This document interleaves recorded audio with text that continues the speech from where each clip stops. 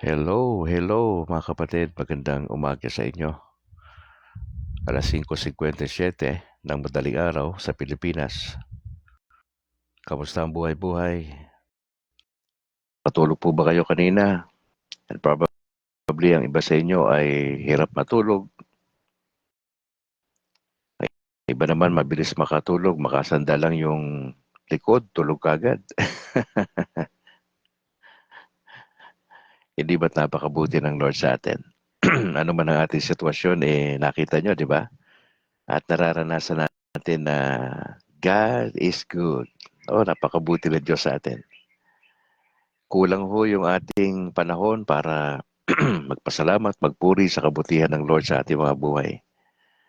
At sana nga ho ay patuloy tayong biyayaan ng Panginoon Diyos ng kagalakan sa puso sa maghapong ito. Patuloy nating maranasan yung kanyang pagmamahal para maipasa natin to sa iba. Yun po yung maganda eh. Yun yung sekreto para maipasa mong isang bagay sa kapwa. Mahalaga maranasan mo muna yan.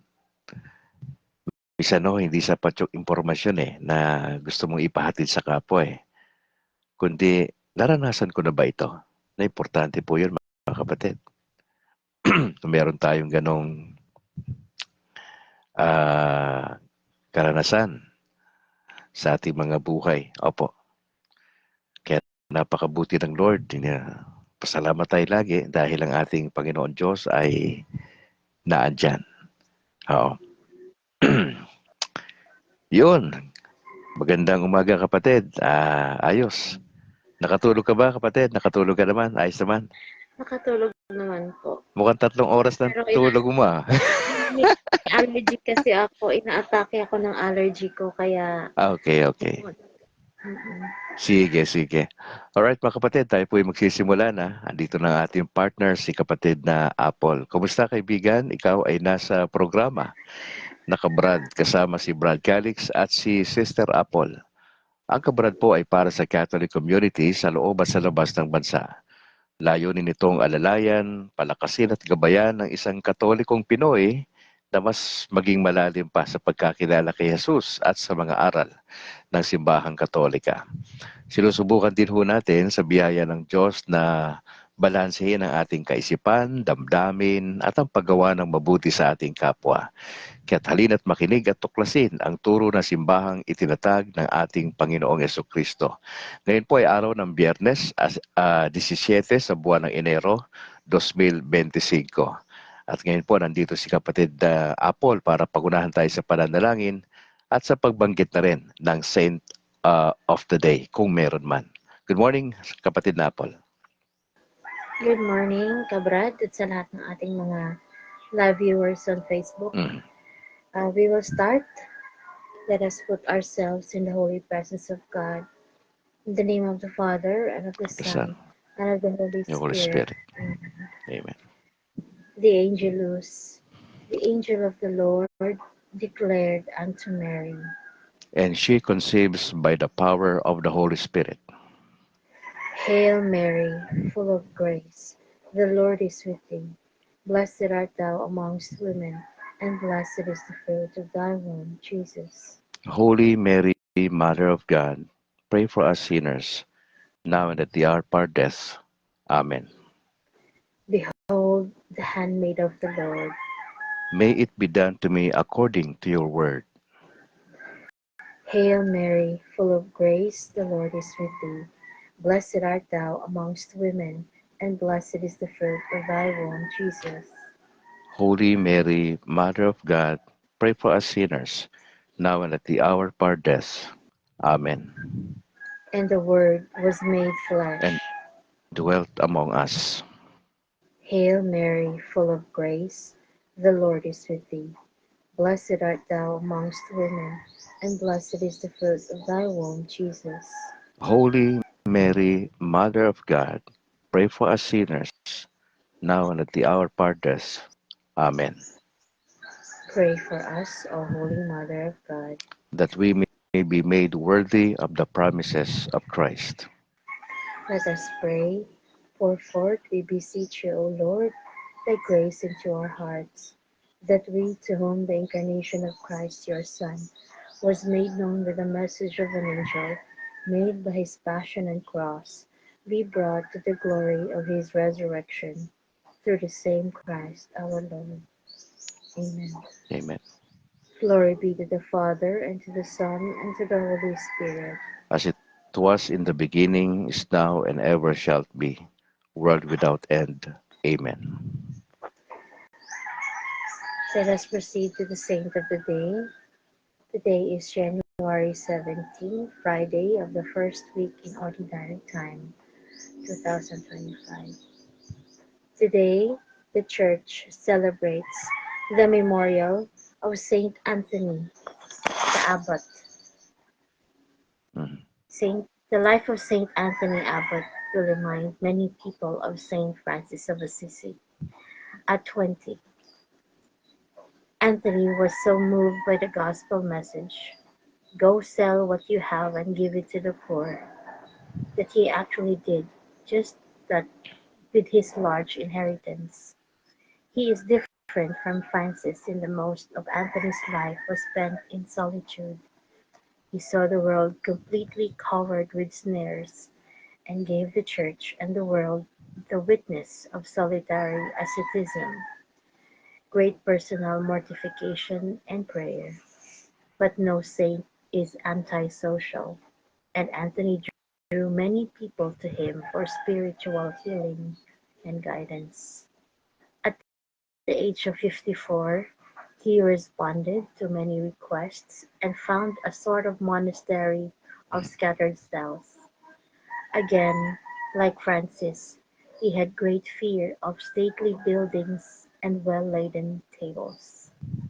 At 60, he hoped to be a martyr in the renewed Roman persecution of 311, fearlessly exposing himself to danger while giving moral and material support to those in prison.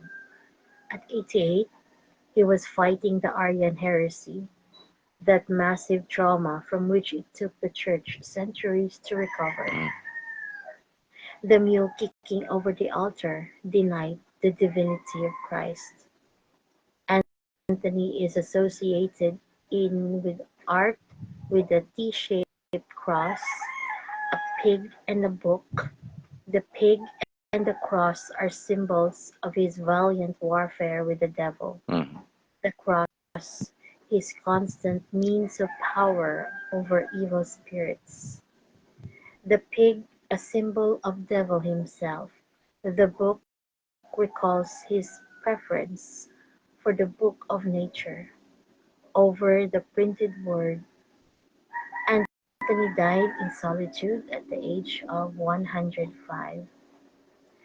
Let us offer one Our Father, one Hail Mary, and one Glory Be for the intentions of our Holy Father and for all those who are spiritually afflicted, for their spiritual liberation. Our Father, who art in heaven, hallowed be thy name. Thy kingdom come, thy will be done on earth as it is in heaven. Give us this day our daily bread, and forgive us our trespasses, as we forgive those who trespass against us. And lead us not into temptation, but deliver us from evil. Amen. Hail Mary, full of grace, the Lord is with thee. Blessed art thou amongst women, and blessed is the fruit of thy womb, Jesus. Holy Mary, Mother of God, pray for us sinners, now and at the hour of our death. Amen. Glory be to the Father, and to the Son, and to the Holy As Spirit. it was in the beginning, is now, and ever shall be, world without end. Amen. Saint Anthony, pray for Pray for us. us, In the name of the Father, and the and of the Father, Son, and the and Son, of the Holy the Holy Spirit. Spirit. Amen. Amen. Alright, Apol, baka meron kang gustong announcement mula sa inyong parokya o di kaya meron kang gustong i-shout out sa mga oras na ito, just go ahead. Gusto ko lang po ibatiin muli ang ating kora paroko dito sa Immaculate Conception Bakyes, Mansilingan, si Father Farley Ray Santillan, kasama nating mga church workers. Ganun din po ang ating mga prayer warriors sa Latin Rosary Missionaries na pinangungunahan ni Sis Ria Bautista, Sis Angel Amoma, at ang ating mga kapatid na OFW dyan sa labas ng bansa. Meron po tayong formation and monthly deliverance prayer sa ating spiritual director. Mamayang gabi po, alas 10 ng gabi, Friday, Philippine time. Ganun din po, magandang umaga sa ating mga masisipag at nagwawapuhang CFD Bacolod chapter. Nandiyan ang ating President Christian Paul Gailan. Masipag yan, sobra. Andyan din si John Paul nanonood sa atin ngayon. At sa lahat ng mga officers natin, ganun din sa CFD National. Gusto ko i-shout out yung ating mga kapatid na mga kasama ko doon sa CFD Antipolo, ang bagong upong presidente, si President Justin. Nandyan din si Angelo Marcelo, CFD President ng Cainta. At ang ating CFD Secretary, si Alex Bernard. Good morning sa inyo mga kapatid. Nawa po ay patuloy tayong patnubayan. Pakaingatan ng ating Panginoon. Yung aking kinakapatid nanonood pala, si kapatid na Brex Cabrillos. Magandang umaga. Kinakapatid ko po yan, kababata ko. Good morning kapatid. Nawa po ay patnubayan tayo ng Panginoon. Ingatan tayo palagi at we offer all our sacrifices and sufferings all for the glory of God, kapalit ng ating mga kahilingan sa buhay. Good morning. Good morning, Ate Angel. Maraming salamat, kapatid. God bless you and your family. Alright, maraming salamat kapatid na Apple sa iyong labor of love sa ating ministry. Maraming salamat. See you uli kung may time ka bukas. Yes. Salamat.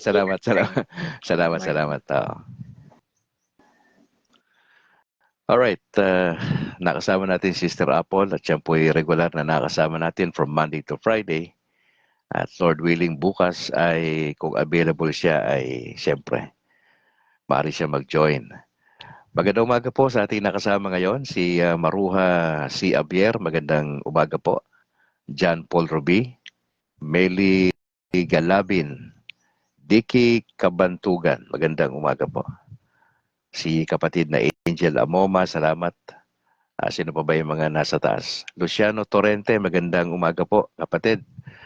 Watching from Hilongos, Leyte. God bless, sabi niya. Si Laida Huntilla, magandang umaga po. Dalaygon ang Diyos, hangtod sa kahangturan. Amen. Opo. Salamat ate for joining. Kay Bro Ray Panganoron. Maraming salamat po. God bless. Yun pong ginagawa niyong pagsubaybay kay Brad Calix ay malaking bagay po ito. Hindi lang para sa akin, kundi para sa lahat ng Catholic community nationwide. Napakahalaga po ng inyong presensya sa kada umaga at sa gabi po natin. Kaya maraming salamat po. Allow me to greet my mom, kay si Mama Elsie, aking nanay. 70 plus na rin ho siya. Siya po ay retired public school teacher. Magandang umaga ma. Si Eloisa, si Fred Al, si Charo, si Nicole, si Jairus Matthew, si Buddy, si Bimbem, ang kanyang anak. Ganoon din si Picoy, magandang umaga. Si Rock, si Esme, ang kanilang mga anak, magandang umaga sa inyo. Si Julie, si Rolly, andyan sa bahagi ng Pangasinan, magandang umaga. Kay Ate Lydia, kay Buboy, kay Sheila, magandang umaga sa inyo at sa inyong mga anak. Si Tio Joe at Tia Edna, magandang umaga rin po. Sa lahat ng mga kamag-anak ko dyan sa Bira, Catanduanes, magandang umaga po sa inyo. God bless sa inyong parish priest. Maraming salamat po. Pinabati ko rin si Bishop Patricio dito sa Diocese ng Bacolod. Magandang umaga, Bishop. Si Father Dominic Diramas at sa lahat ng mga kaparian natin dyan sa Diocese. Sister Mercy ng Pauline Media at kahapon po ay nagkaroon tayo ng opportunity na makasaglit dyan po sa Pauline Media po sa bookstore. Maraming salamat po sa opportunity na tayo nagkita kahapon. Si Reverend Father Hubert Abellana ng St. Therese of the Child Jesus Quasay Parish sa Barangay 35 po. At si Reverend Father Brendan Ray Gabalang, Spiritual Director o Advisor ng CFD Bacolod. Magandang umaga rin kay Doc Ray Intila sa buong pamilya, kay Christian Paul Gaylan, ang presidente po, si Harvey Angki ang Vice President, George Quiles ang Secretary, JB Akma po ang Treasurer, kay Al Lagpatan Manila, magandang umaga rin. Sa CFD Granada, kay Bro Herald Geloso, magandang umaga. Kay Pipito Barbon, Jem Esenciales, Rod, kay Rex, magandang umaga mga kapatid. Kay Thea Marie Pescador, shout out, magandang umaga kapatid. Kay Marjorie Batagen Agtoto, magandang umaga sa inyo, mga teachers po ito. Kay Buds sa Legazpi Albay, bro, magandang umaga. Ganoon din sa kanyang parish priest na si Father Totoy. Gusto ko ring batiin si Father Darwin Getgano ng Punto por Punto, magandang umaga, Pads. Kay Bro Wendell Talibong at kay John Doe at sa lahat ng mga tropa natin dyan sa Punto por Punto. Magandang umaga po sa inyo, Reverend Father Darwin Getgano. Kay Bro Noe Dora, magandang umaga bro. At Lord willing bukas sa ating tambalan ay okay na po kayo. Medyo may problema kasing kuryente mga kapatid doon sa kanyang lugar. Kaya medyo hindi natin siya makausap. Napakahina daw po na signal. Pati ko rin yung aking parish priest dito sa San Juan Nepomuceno sa Sumag, si Reverend Father Luan Torrefranca. Pads, magandang umaga po sa lahat ng mga parishioners. Ganoon din kay Reverend Robert Nobles. Sa aming dalawang seminarya na si Bro Simon, si Bro Kent, magandang umaga sa inyo mga bro. Sister Malu ng Pastoral Council at mga members nito, si Bro Bernardo Apoyon, magandang umaga po sa inyo. Itutuloy natin ito mamaya mga kapatid bago tayo mag-closing. Nabanggit ito kanina ni Sister Apple na yung binanggit niya na si Anthony ay isa po siyang abot. Pag sinabing abot po ay siya po ay head ng monastery. May mga lalaki po siya na kung saan under his leadership. Ang salitang abot po ay galing po sa Aramaic na salita na aba, na ibig sabihin ay tatay. Pagka babae naman po ay abes ang tawag. Abot naman pag lalaki. Yan po ang head ng monastery. Yan po si Saint Anthony. So, salamat sa Panginoon. Napakabuti ng Lord at tayo ho ay nagkita today. Alas 6:15 ng umaga sa aking orasan, saan man ho kayong bahagi ng Pilipinas, mga kapatid, God bless. Shalom sa bawat isa sa inyong mga parish priest. Maraming salamat po for joining mga kapatid. Diretso na po tayo. Tayo po ay nasa Mark chapter 2, talata pong 1 hanggang 12. Ito po yung ating pinaka-focus for today. Mark chapter 2, 1 to 12. Sabi po dyan, when Jesus returned to Capernaum, after some days, it was reported that he was at home. So many gathered around and there was no longer room for them, not even in front of the door, and he was speaking the word to them. Then some people came, bringing to him a paralyzed man, carried by 4 of them. And when they could not bring him to Jesus because of the crowd, they removed the roof above him, and after having dug through it, they let down the mat on which the paralytic lay. Now when Jesus saw their faith, he said to the paralytic, "Son, your sins are forgiven. Now, some of the scribes were sitting there, questioning in their hearts, why does this fellow speak in this way? It is blasphemy. Now, who can forgive sins but God alone? At once Jesus perceived in his spirit that they were discussing these questions among themselves, and he said to them, why do you raise such questions in your hearts? Which is easier, to say to the paralytic, your sins are forgiven, or to say, stand up and take your mat and walk? But so that you may know that the Son of Man has authority on earth to forgive sins. He said to the paralytic, I say to you, stand up, take your mat, and go to your home. And he stood up and immediately took the mat and went out before all of them, so that they were all amazed and glorified God, saying, we have never seen anything like this. Mga kapatid, January 17, ngayon po ay Friday, at meron po yung first reading sa Hebrews chapter 4, 1 to 5, and verse 11. At yung responsorial Psalms natin ay nasa Psalms chapter 78. Mga kapatid, yung gospel for today natin ay mahalaga po. Ang eksena ay nasa bahay, doon sa Capernaum. Ang Capernaum po ay malapit po yan sa baybay, dagat. Opo. Yan po yung nagsilbing headquarters ng ating Panginoon sa kanyang 3 taon na pagmiministeryo.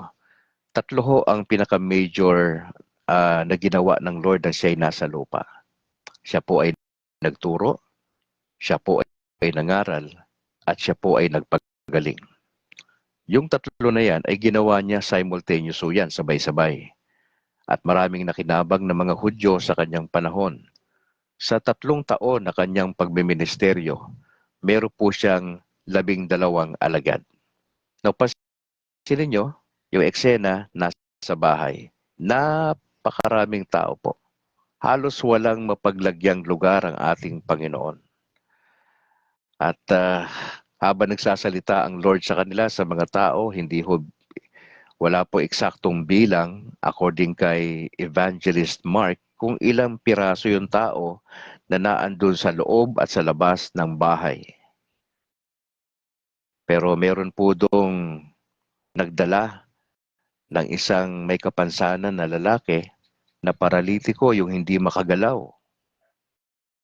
4 na lalaki, dinala po ito. Marahil kaibigan nila ito, etong lalaki na paralitik, marahil kamag-anak, pero makita natin dito yung malasakit ng 4 na lalaki na ito. Nung nakita nila na, teka muna, hindi tayo makakapasok dito parang malabo to mga brad So ginawa nung 4, umakyat sila dun sa taas ng bahay, kasi ang bahay po sa panahon na yon ay konkreto ho. Hindi katulad sa atin, yero. Sa kanila ho, hindi ho yero. Talagang konkreto ho yun. Actually, second floor. Papapansin nyo, di ba sa Middle East, ganun yung bahay 2 palabag, puro konkreto. Yung taas, pwedeng gamitin na pwede ka magbilad, pwedeng gawing sampayan, etc. So binakbak ho nila yon. And probably it took siguro mga kalahating oras to 1 hour habang ginagawa ho nila yon. Imagine niyo maraming tao sa baba, sa labas ng bahay, maraming tao rin, at yung 4 na ito, determinado ho sila na itong kanilang pasyenteng dala ay mabigyang pansin ni Jesus. Kaya sa kanilang determinasyon, imagine niyo 4 ito.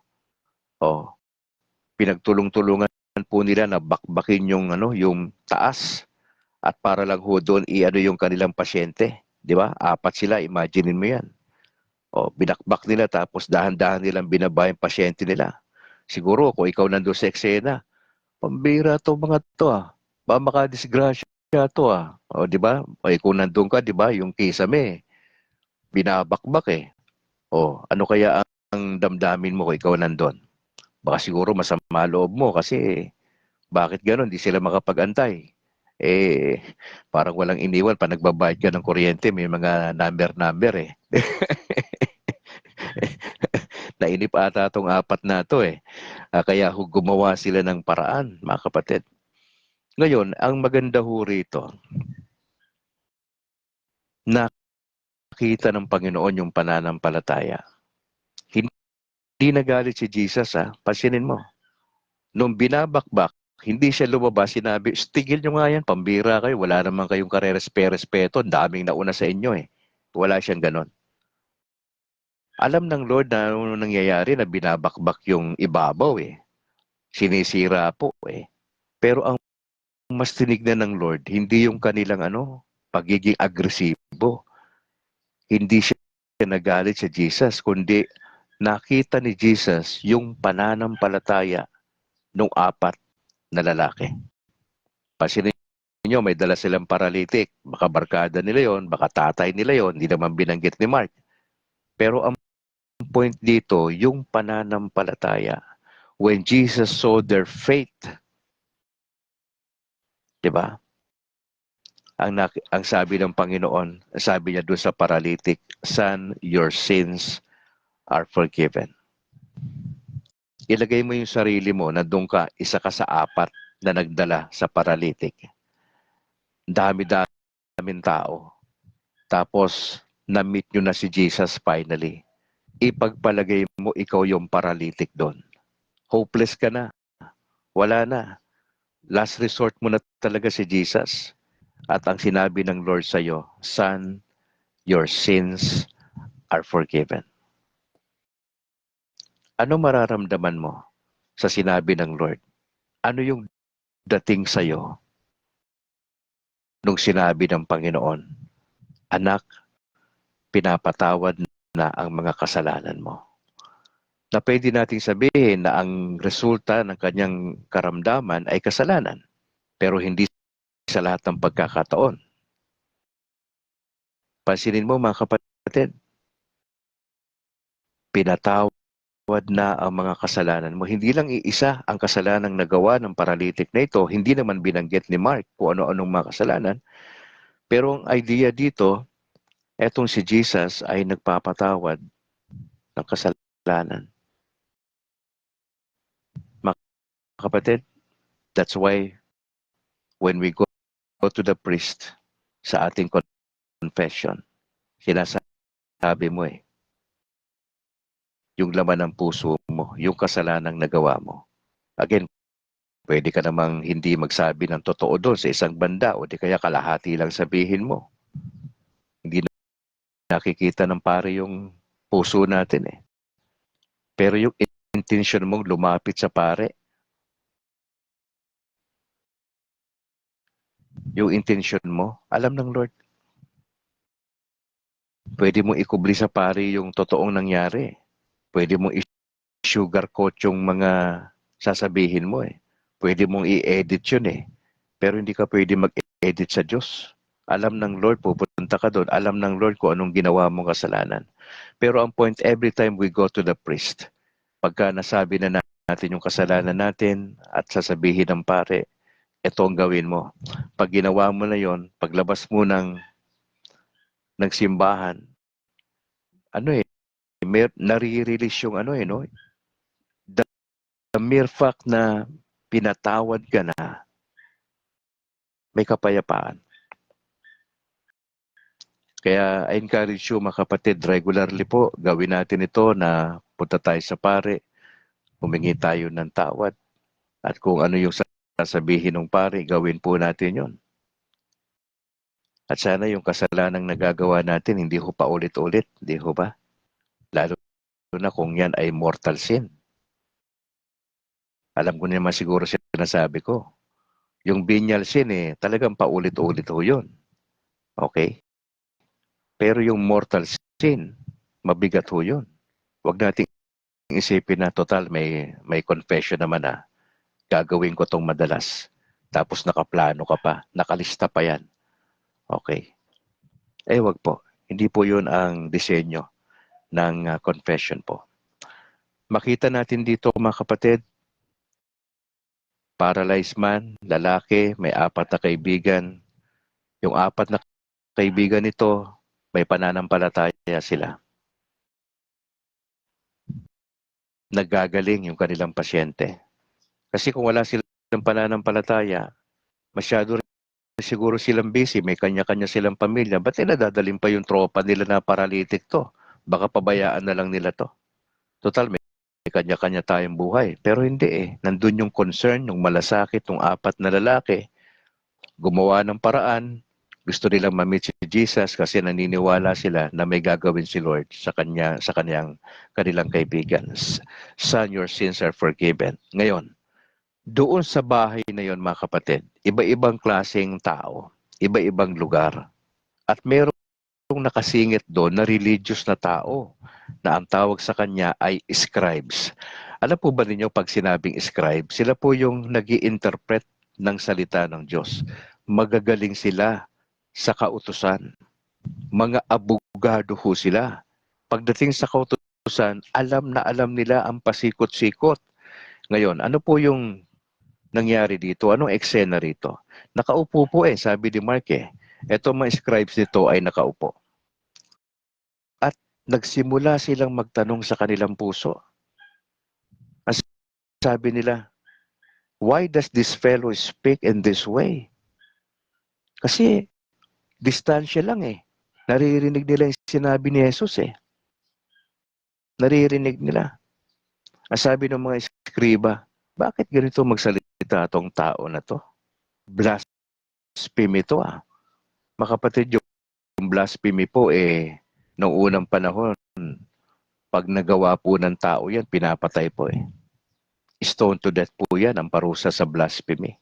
Wala hong kapatawaran yan pag sinabing blasphemy. Bakit blasphemy? Kasi alam nila si Jesus, anak ng karpentero, anak ni Joseph at ni Maria. Tapos taga Nazaret pa, nalipat lang sa Capernaum. At sabi ng mga eskriba, who can forgive sins? But God alone. Para sa kanila, hindi God si Jesus, ordinaryong tao. Karpentero din si Jesus Kasi nung unang panahon, kung ano trabaho ng tatay mo, yun din ho yung itinuturo sa anak. Mga kapatid, kaya karpentero si Jesus Christ. Yan yung kanyang trade, yung kanyang trabaho nung siya'y nasa lupa. Ang sabi ng mga eskriba na to marami ho sila kasi scribes, plural. Hindi lang binanggit ko ilan silang piraso, pero more than one. Who can forgive sins but God alone? Ngayon, alam ba ni Jesus yung mga nangyayari? Alam niya. Kasi nga po, Diyos siya, di ba? Alam niya ba yung inner struggle ng mga scribes? Di ba, they were questioning sa kanilang puso.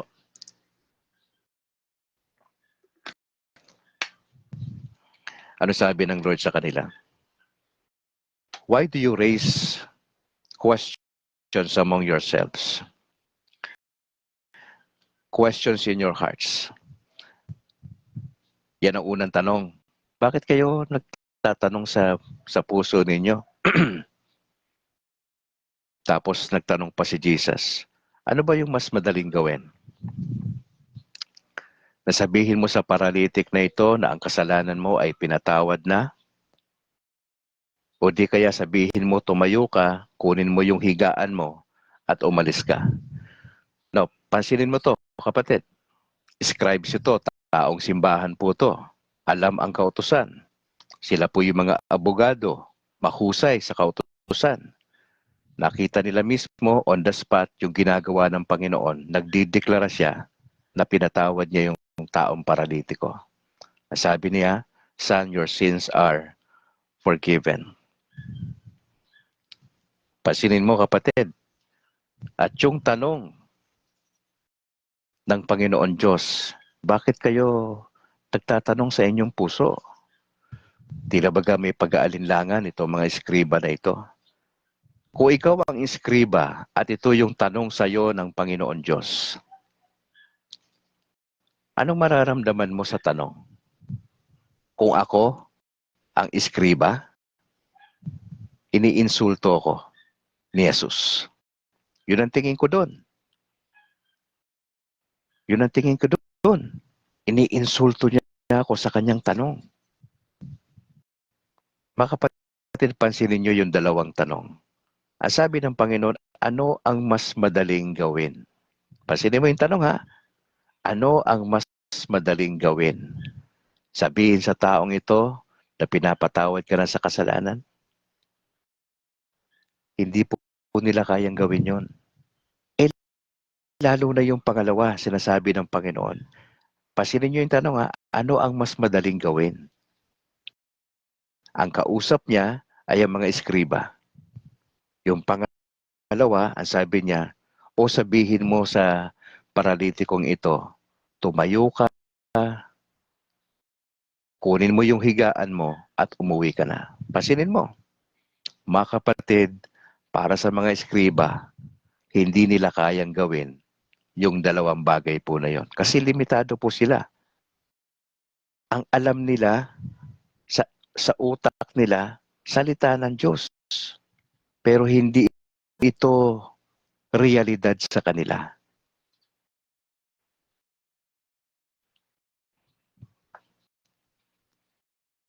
Ano nangyari pagkatapos nun? Una sinabi ng Panginoon, anak, pinatatawad ka na sa iyong kasalanan. Pangalawang ginawa ni Jesus, ang sabi ng Panginoon, inaddress niya yung paralytic. Of course, nakahiga pa yon. Andun pa yung apat na lalaki. Yung eksena, apat na lalaki, paralytic, 5 sila, si Jesus, yung scribes at yung mga tao. Ang eksena nasa bahay. I-picture mo ito kasi mahalaga to kapag ka nagbabasa ka ng ganito, i-picture mo sa mind mo nasaan ang eksena. Tapos ilagay mo yung sarili mo. Pumili ka. Doon ka ba sa apat na lalaki na may pananampalataya? Ikaw ba yung may karamdaman? Ikaw ba si Jesus sa tingin mo? O ikaw yung mga iskriba? O ikaw yung mga na nandun lang nag-uosyoso sa anumang mangyayari? Ilagay mo sarili mo dyan. Pumili ka na kung saan ka pupwesto. Sabi ho rito, I say to you, do sa paralytic, ang sabi niya, stand up. Pasinin mo, si Jesus nagsasalita nito. Ang karamdaman, paralytic, hindi ho makagalaw. Imaginein mo, ikaw yung paralytic. Hindi ka nga makagalaw sinamahan ka nga ng tropa mo dinala ka dun Hindi ka makagalaw. Ano nasa isip mo? Ano nasa isip mo nung sinasabihan ka na tumayo ka? Siguro, kung ikaw ay nandun, ikaw yung paralytic, sasabihin mo, baloko to paralytic nga ako, patatayuin pa ako nito. Di ba? Di ba? Teka muna. Siguro kung nagsalita lang yung paralytic Lord, okay ka lang ba? Kita mo naman nakahiga ako rito Tas patatayuin mo ko? Okay ka lang? Imagine mo, ang daming tao niyan. Andun yung mga iskriba, religious people. Andun yung maraming tao. Hindi binilang kung ilang piraso Pero yung bahay, punong-puno jam pack Pati sa labas Nasa may pintuan, nandun lahat yung mga ososero Kompleto Ricardos Sabi ng Lord, tayo ka. Bitbitin mo yung higaan mo at umuwi ka na. Anong ginawa rito nung paralitiko? Ang sabi po, he stood up. Nung marinig na yung tinig ng Panginoon, inutusan po siya actually, tumayo ka. Kung ikaw, tatayo ka ba? Yun ang challenge Kung ikaw yung paralitik, tatayo ka, makikinig ka sa sinabi sa'yo. Pero nandito yung pananampalataya nung apat.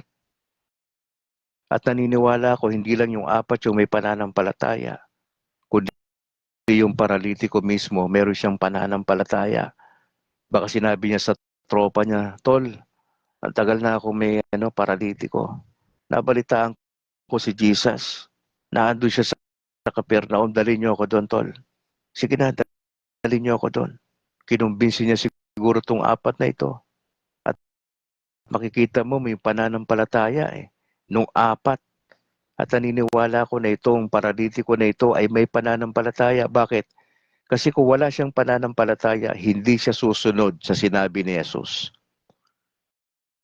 Kung nagdadalawang isip siya, sinabihan siya, tumayo ka, tumindig ka.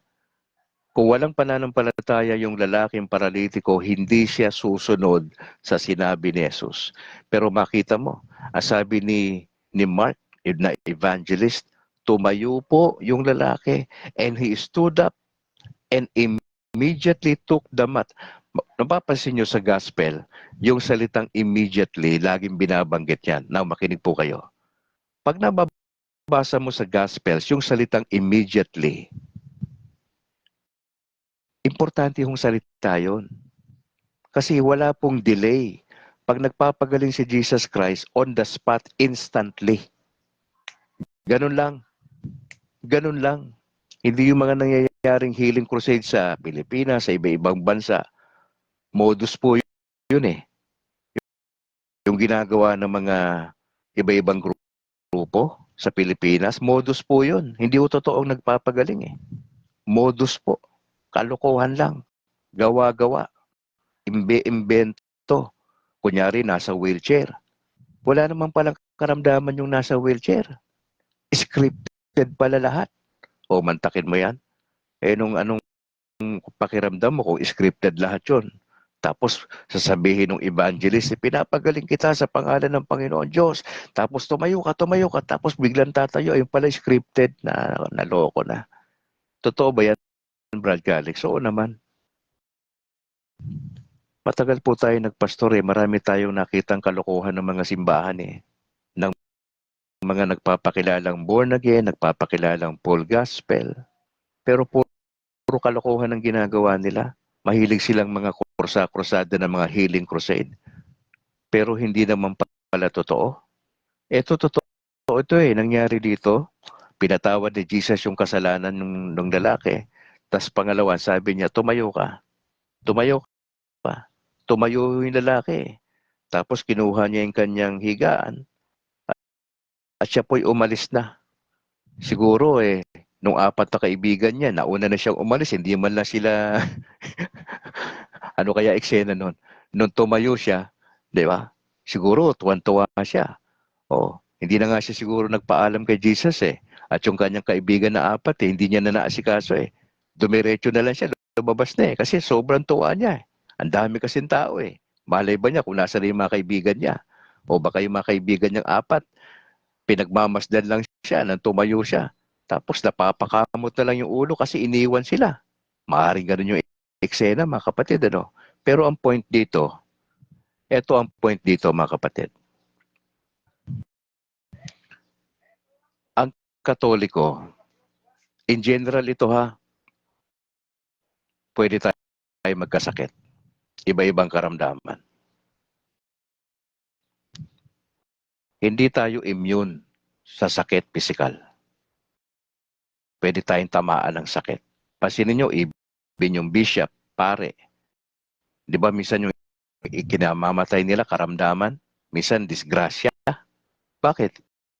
Tao tayo Subject tayo dun sa mga ganyang bagay na nagkakasakit po tayo. Panahon ng pandemya, maraming nalagas po sa atin. Yung mga kaibigan kong pastor, cremate na lang. Hindi naman pwede mabisita. Di ba? Maraming pwede mangyari. Meron tayong iba't ibang karamdaman. Pangalawa, nakita ko dito sa general principle. Mahalaga pala yung pananampalataya. May sakit ba yung mahal mo sa buhay? Kaibigan mo?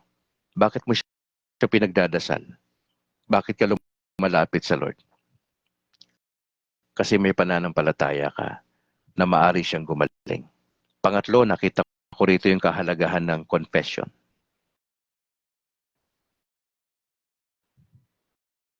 Lumalapit tayo sa pare. para patawarin tayo. Kasi yung pare, kumakatawan kay Jesus. Siya yung nag ano sa ating kasalanan. May pinapagawa sa atin, di ba? Ano pa makikita natin dito mga kapatid? Pagdating kay Jesus Christ, meron siyang authority to forgive sins. Wala si Jesus Christ sa lupa. Ang naiwan ng bishop, ang naiwan ng mga pare. Yung authority na ito mula kay Jesus ay delegated, ipinasa sa bishop, ipinasa ng bishop sa mga pare po natin. Delegated authority to forgive sins.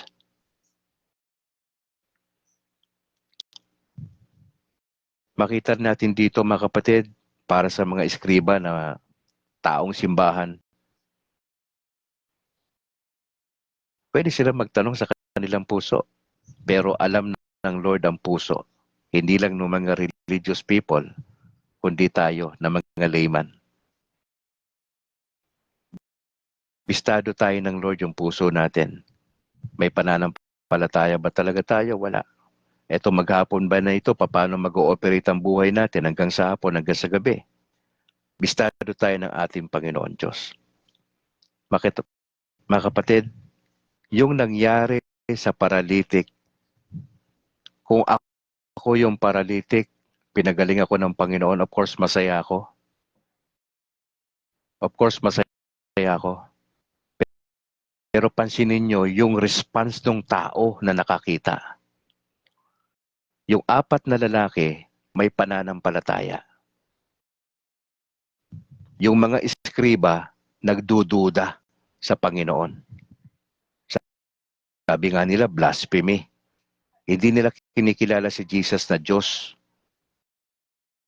Nakita natin dito yung paralytic, may pagsunod, may pananampalataya rin.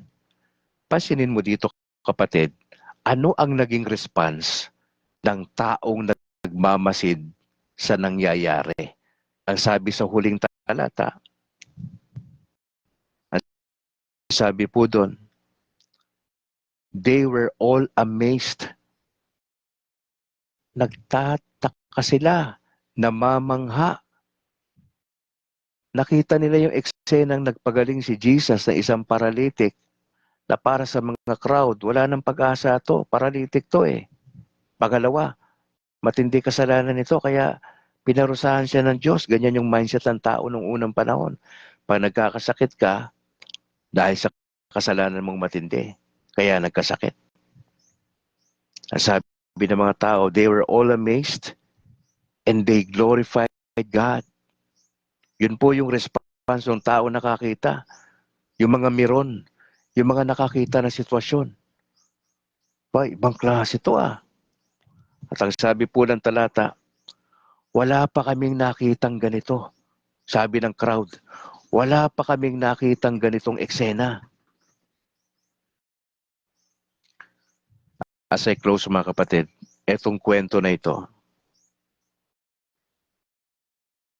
mahalaga po ito na mag-reflect tayo. Kung sakasakali may karamdaman tayo, magandang pairalin yung pananampalataya. Sa case po ng aking may bahay, nagdadasal kami, nag-ask kami ng prayer sa inyo, nag-ask kami sa prayer kay Mama Mary, at sa iba pa mga kaibigan. Tama po yung ipagdasal nyo kami. Pero mahalaga rin sa ating lahat habang nagdadasal, samahan natin ang pananampalataya. Ano ibig sabihin nun? Na habang nag-aantay tayo sa magiging sagot ng Lord sa ating dasal, patuloy tayong naniniwala. Yun po yung pananampalataya eh. Naniniwala tayo na may gagawin ang Diyos sa Kanya. Ito medyo challenging sa atin eh. Nag-aantay tayo, habang nag-aantay, patuloy na naniniwala. Dalawa yan. Naniniwala, nag-aantay. Isa pa nga, meron pa eh. Nananalangin. O, ulitin ko ha. Nananalangin tayo. Naniniwala, nag-aantay. Yan yung tatlong yan eh. yan, importante yan. Nagdadasal tayo, naniniwala tayo, at nag-aantay tayo. Medyo mabigat dun yung dalawa.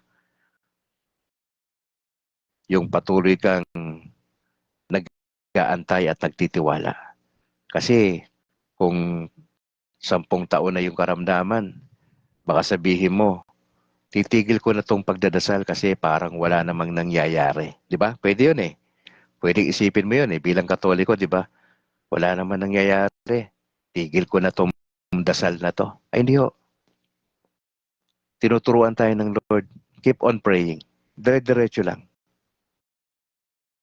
Basta sabihin naman natin, sige, tutuloy ko tong dasal ko to, pero kalahati na lang yung pagtitiwala ko. Kasi matagal na eh. Posible mong gawin yon. O posible naman, magtutuloy ka magdadasal, kalahati lang yung paniniwala mo, at sabihin mo na lang, titigil ko na to. Kasi hindi na ako pwede magantay. Yun yung struggle natin araw-araw. Yun yung struggle kung paano mamimaintain na tuloy tayo sa dasal, hindi tayo tumitigil, dasal tayo kasi naniniwala tayo that God will do something. That God will do something good. Habang tayo nagdadasal, nagtitiwala tayo. Habang nagtitiwala tayo, nag-aantay tayo. Yun yung struggle natin mga kapatid eh. Yun yung struggle natin. Samanawa tayo ng Panginoon Diyos sa maghapong ito. Samanawa tayo ng Panginoon Diyos. Sana nga po, etong reflection natin for today, magsilbi itong paalala sa ating lahat. Huwag sana tayo maging iskriba na wala tayong tiwala sa Diyos. Ang pagkakilala natin sa Panginoon, limitado lang, tao lang. Totoo po na tao si Jesus pero hindi lang po siya tao. Siya po ay Diyos. May kapangyarihan po siya. Ilagay mo rin yung sarili mo na paralitiko. Kailangan mo sumunod sa sinasabi sa'yo. Ilagay mo rin yung sarili mo dun sa 4 na mga magkakaibigan na may pananampalataya sila. Meron silang concern dun sa kanilang kaibigan. Dinala nila kay Jesus. May concern ka ba? May malasakit ka ba sa kapwa? Mabigat, ano? Kaya maganda po ito. At yung crowd, nabigla sila, nagtataka sila, pero sa nasaksihan nila, ang ending, yung crowd, nagpuri sa Diyos. Pagka pinagaling ka ni Jesus, magpuri ka sa Diyos, hindi masama. Magkwento ka sa kabutihan ng Diyos para ma-encourage yung ibang may sakit. To keep on praying, to keep on believing, at yung mag-antay. Mga kapatid, aking panalangin bilang bagong Katoliko, kahabagan tayo ng Diyos kasi may mga pagkakataon na nagdududa tayo. May mga pagkakataon na wawalan tayo ng pag-asa.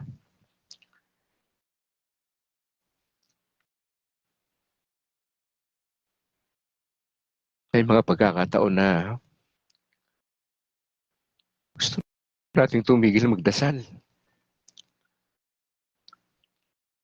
May mga pagkakataon na natatalo tayo ng ating emosyon. May mga pagkakataon na gusto na nating sumuko.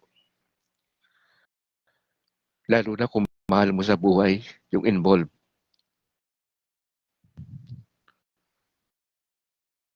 Now, honestly mga kapatid, hindi ko kayang makita yung misis ko sa araw-araw na nahihirapan siya. Na hindi normal ang kanyang buhay katulad nung dati. Nahihirapan ako araw-araw. But I always reminds myself,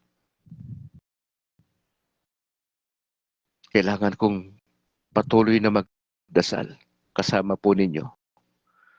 Kailangan kong magpatuloy na manalig sa Panginoon Diyos.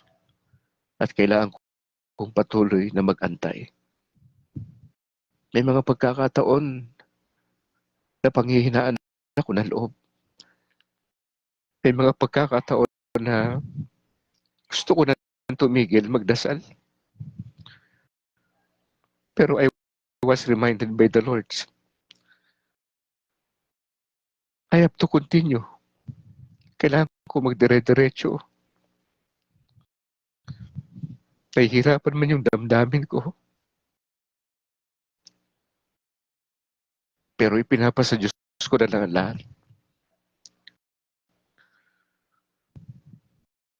Sapagkat mayroong mas magandang gagawin ng Lord. Para sa akin may bahay. Ipanalangin po ninyo kami. Especially po yung aking may bahay sa kanyang sitwasyon. Medyo apektado ako masyado. Yung aking panganay na anak, ganoon din. Wala kami ibang panalangin katulad po ninyo na sa aming pag-aantay. And finally, meron kaming positibo na makikita bunga ng ating pagdadasal. Kaya ako personally, I was touched by this passage.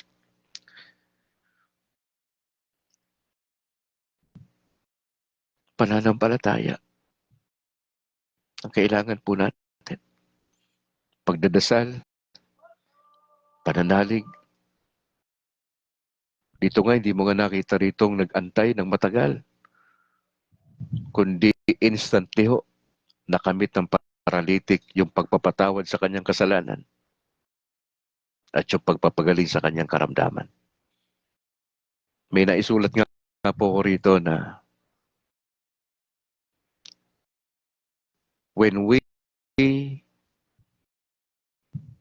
kung tayo po ay pinatawad, it brings healing.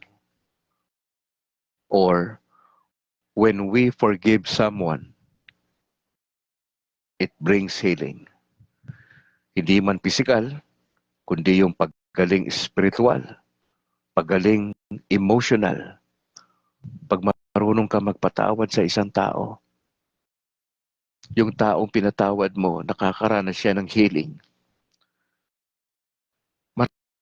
Maraming Katoliko na hindi nila nararanasan yung pagpapagaling sa kanila, hindi man pisikal. Kasi hindi tayo marunong magpatawad sa kanila. Ano mang atraso nila, pag nag-release ka ng forgiveness sa tao, parang kinakansila mo yung atraso niya. At tinuturuan tayo ng salita ng Diyos na magpatawad. Mahalaga po yun. Matuto tayo magpatawad because it will bring healing sa tao. It will bring comfort. It will bring peace.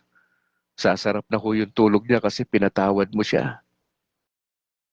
Ano man yung atraso niya, medyo mahirap yon sa isang banda na magpatawad. Brad Galix, ang daming atraso sa akin yan, hindi ko pwedeng patawarin yan.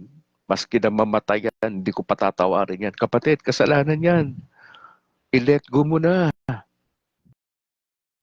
I-let go mo na siya. Patawarin mo na. Patawarin mo na. Matindi ang balik sa iyo niyan. Pag hindi mo ginawa, patawarin mo na.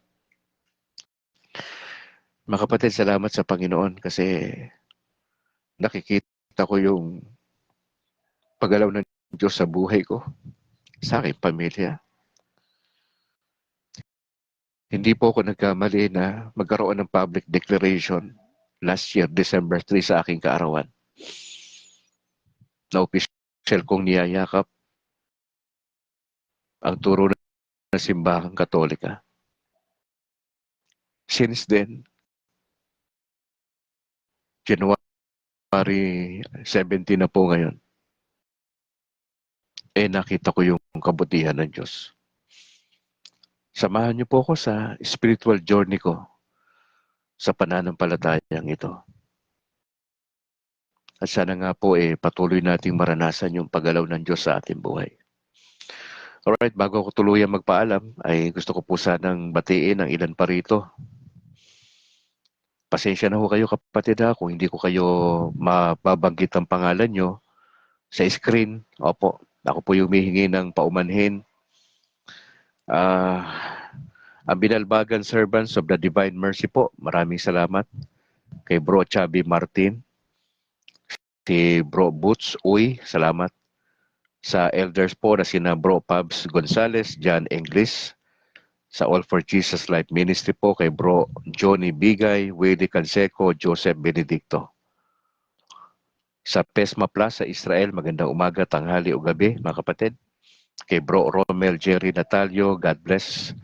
Sa buong grupo ng PESMA Plus dyan sa Israel, sa Latin Rosaries Missionaries, magandang umaga po.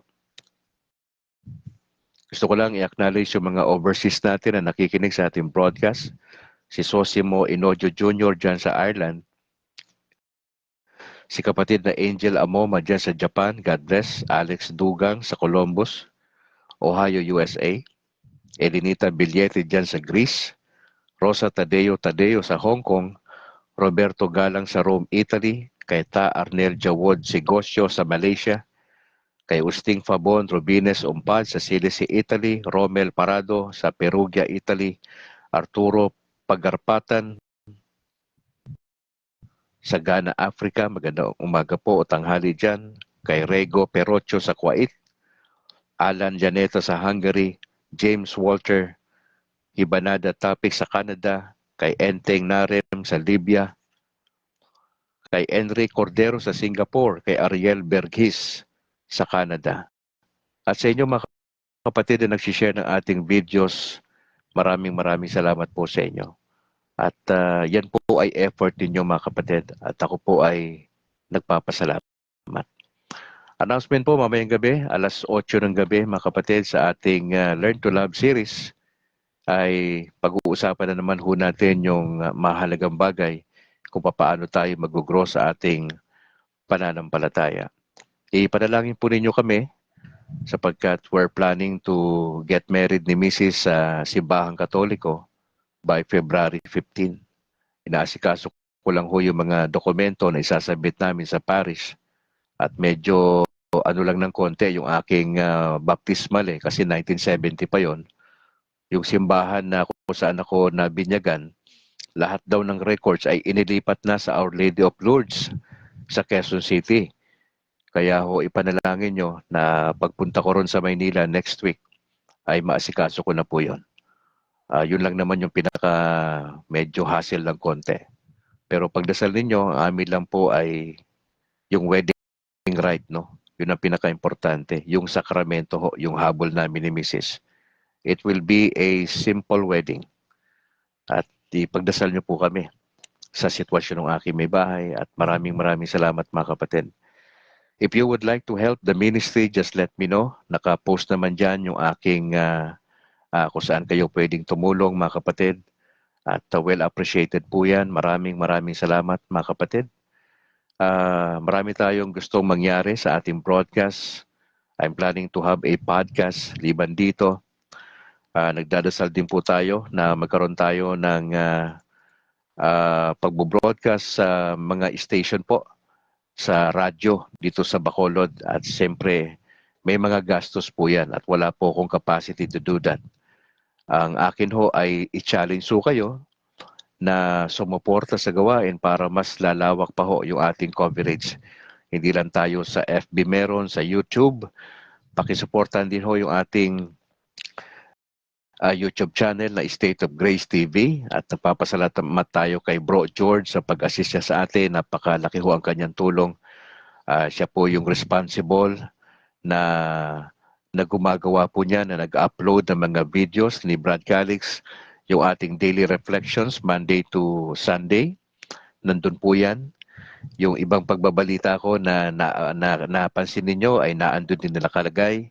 Yung ating conversion ay naandun din ho sa ating YouTube channel. Kaya I'd like to acknowledge si Bro George sa kanyang labor of love mga kapatid. Opo. Kaya ipanalangin po ninyo, marami tayong pwedeng gawin. Plano ko mag-podcast kasama si kapatid na Apple at yung iba pa ng mga Catholic Faith Defenders para alalayan namin kayo sa doktrina, mga kapatid. At doon nga ho pala sa mga nais kaming invite sa inyong area na wala po kayong CFD, you may do so, mga kapatid. Ang gagawin lang ho ninyo ay kausapin yung inyong pare at yung pare ninyo ay susulat sa Diocese ng Bacolod kasi under po kami ng Diocese of Bacolod. So parish to parish po yan. Hindi kayo pwedeng sumulat kay Brad Calix. Hindi ho. Wala po kong authority na ganyan. Ang authority ay pare sa pare. Kung kayo ay nasa Tagbilaran, sumulat kayo ang pari ninyo doon sa Diocese ng Bacolod. At pagka nag-meet na yan, ay ibababa lang sa amin ng diocese yung plano ninyo at ngayon kakausapin nyo naman yung aming presidente for some details. Para pag nagpunta kami doon sa lugar ninyo, let's say, Zamboanga yan, o saan man bahagi ng Pilipinas yan, klarong-klaro. Kasi ang pagpunta ho namin doon, dalawa. Tuturuan namin kayo sa CFD. Pangalawa, i-encourage ko po kayo personally sa pananampalatayang sa journey natin. Kaya kung yan ay kinukonsider nyo itong taon na ito, maganda po yan. You talk to your priest. Hindi pwede na kayo-kayo lang yan. Hindi pwede. Ang maganda, yung pare mismo ninyo, may approval dyan. Kasi kung kayo-kayo yan, mahirap yan. At hindi ho kami pupunta kung kayo-kayo lang. Opo. Maganda, may proper authority yan, ha? So, ang pari ninyo, ulitin ko ha, ang pari ninyo susulat sa Diocese ng Bacolod requesting the CFD ng aming diocese. At intact naman ho kami. At pagka nangyari na ho yun, natanggap namin ang sulat, in-inform kami, ang haharap na ho sa inyo yung presidente namin na si kapatid na Christian Paul Gailan para i-share naman niya sa inyo yung iba pang detalye para pagpunta namin dyan, wag naman sana na nagpunta kami dyan, nasan ba yung venue? Nasaan na? Nasaan yung contact natin? O baka naman hindi naman pala natuloy. Problema po yun, di ba? Brad, saan tayo kakain? Alanganin na. Di ba? Di ba? Mga ilang araw din ho kasi yan kasi marami po yung training. Opo, kaya hindi ho basta-basta yan. Pag nag-invite ho kayo, hindi ho yan ganun basta-basta. May mga dapat lang tayo isettle para pag nagpunta kami ron, naka-organize. Alam nyo naman yan, pag sinabi ko naka-organize lahat, planchada lahat, planchado. Alright mga kapatid, maraming salamat ha. At sana nga po patuloy niyong samahan si Brad Calix sa ganitong advocacy natin. Ito po ay we're doing this para sa Panginoon at paano i-assist yung Catholic community nationwide sa Pilipinas na sana magkaroon ng impact ito, no? Na lahat tayo ay nag-i-enjoy rito at sama-sama tayo na mabigyan natin ng parangal ng Diyos. At maging active tayo sa ating simbahan. Let us encourage one another kasi importante po ito, mga kapatid. Sige. Kung may nakalimutan ako mamayang gabi, ibabanggitin ko yung ilang mga detalye. Doon sa prayer pala, si kapatid na Apple ay ina-arrange yung oras kasi hindi tayo magtugma-tugma ng oras So, we'll just let you know sa mga gustong sumama sa pagro-rosaryo. Especially mga lalaki Kasi I find it ganda Kung ito ay lagi natin magagawa, maganda po ang dating nito. Tayo po yung manalangin. In the name of the Father, the Son, the Holy Spirit. Ama, salamat po sa mensahe ninyo. Very touching ito. Dalawang bagay na tanggap ng paralitiko, siya po'y napatawad sa kanyang kasalanan at siya po'y gumaling. Para doon sa kanyang apat na kaibigan, pananampalataya. Bagamat may mga negatibong tao na mga eskriba na pinagdudahan ng kapangyarihan ng Panginoon at sinabihan pa siya na siya ay namumusong. Siya ay nagkasala kasi wala namang ibang pwede magpatawad maliban sa Diyos. Lord, nakita namin, meron kang power and authority to forgive sins. Tulungan niyo kami, maging regular kaming lalapit po sa pare at sabihin namin yung kasalanan namin. at meron kaming intensyon na baguhin ang aming buhay. I'd like to pray for our Pope Francis. Bigyan niyo po siya ng kalakasan at patnubay sa buong maghapong ito. Sa kanyang constant travel po. Just pray for safety. Sa lahat ng mga cardinal sa Vatican, pagpalain niyo po sila at patuloy na magkaisa. Ang aming mga archbishop, bishops, mga pare sa Pilipinas, at patuloy nilang magampanan yung kanilang pagpapastor sa mga parishioners. Nagdadasal po kami sa mga laiko sa Pilipinas na patuloy kami na makapaglingkod po ayon sa patnubay ng Banal na Espiritu. Nagdadasal kami para kay Bro Novedora. Samahan niyo po siya at pagpalain. Ganon din yung mga converted pastors. Bigyan niyo kami ng opportunity na makapagministeryo ng maayos sa Catholic community. We just pray for good health sa bawat isa. Nagdadasal po kami yung mga overseas naming mga kapatid, even yung mga OFWs, especially na nasa Middle East. Patuloy nyo silang tulungan sa kanilang pinagdadaanan. We just pray sa maghapong ito ay bigyan nyo kami ng kalakasan patnubay. Sa aming mga teachers nationwide, we just pray na patuloy sila magturo sa aming mga anak. Isama na rin po nila yung values kasi yun po yung nawawala sa ngayon. We are praying for our country, yung aming Pangulo, ang aming Vice President. May mga ilang parang kaguluhan sa ngayon na hindi ko alam kung ano po ang plano ninyo na why you allow these things to happen sa bansa namin. Hindi naman ito bago. Pero salamat po dahil sa kabila nitong sitwasyon namin ay pwede pa rin kaming patuloy na umasa magkaroon ng kapayapaan sa bansa namin. Sa nalalapit na eleksyon sa Mayo, tulungan nyo kaming maihalal namin yung tamang tao sa pwesto. Nagdadasal po kami ng inyong patuloy na pagpapala sa bawat listeners ngayon. Marami sila sigurong pinagdadaanan sa buhay, sa pamilya, negosyo, sa relasyon sa kapwa. Dalangin po namin na maibalansi namin ang aming pananampalataya, negosyo, pamilya, at sa aming mga personal na plano sa buhay. Lord, tulungan niyo po ang broadcast na ito na makatulong ng malaki sa Catholic community. Maraming salamat po kasi napakabuti niyo, Panginoon Diyos. Just want to thank you and lift you up today. Si Ronalyn po na may karamdaman, si Wendy Angel, yung aking may bahay at yung iba pa na kasama namin dito sa broadcast, marahil ay may mga pinagdadaanan. Kahabagan niyo po sila. Maranasan nila ang pagmamahal at kalinga ng Diyos sa kanilang buhay. We pray this in Jesus' name. Amen. In the name of the Father, the Son, the Holy Spirit. Amen. Mga kapatid, maraming salamat for joining. See you alas 8 mamaya ng gabi para sa ating Learn to Love series. At samanawa tayo ng Panginoon Diyos sa maghapong ito. Misan pa, pasensya po kung hindi ko nabanggit ang pangalan nyo at babawi po tayo sa mga susunod na pagkakataon. Sa ngalan po ng aking may bahay na si Annalyn Ledesma Calixtro at yung aming dalawang anak na si James Philip at Alana Grace. Ako naman si Brad Calix mula rito sa Negros Occidental. To God be the glory. Ingat po kayo mga kapatid. Pakishare po yung ating video. Ingat po kayo and bye for now.